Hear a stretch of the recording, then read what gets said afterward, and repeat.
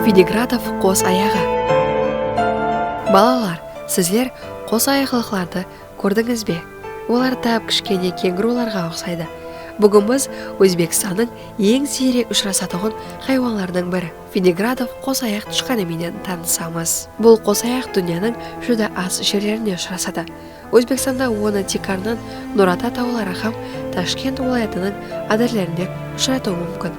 Олар ашық жерлерді һәм пәс тау жан бауырларын жақсы көреді. Виноградов қос аяқ шудай минеткеш һәм сергек. Оның бір емес, ал 3 түрлі үйі бар. Жазғы үйі, ыссы күндерде демалу үшін.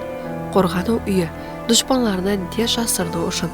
Қысқы үй, қысқы суықтан сақтану һәм ұйықтау үшін. Түнгі тұрмысы һәм де ауқатлануы. Екі аяқлылар күндіз ысыда ұйықтайды, түнде болса актив болады. Олар өсімдіктердің тамырлары һәм тұқымларды жейді, майда жәндіктерді аулайды. Бұл қос аяқлылар октябрь айынан март айына шейін тыныш ұйқыға кетеді. Бұл қос аяқлар жасайтын жерлерді адамдар сүріп егін екпекте. Нәтижеде олардың тұрақ жайлары бұзылып кетпекте. Сол себепті Виноградов қос аяғы қызыл кітапқа кіргізілген һәм мемлекет тарапынан қорғалады.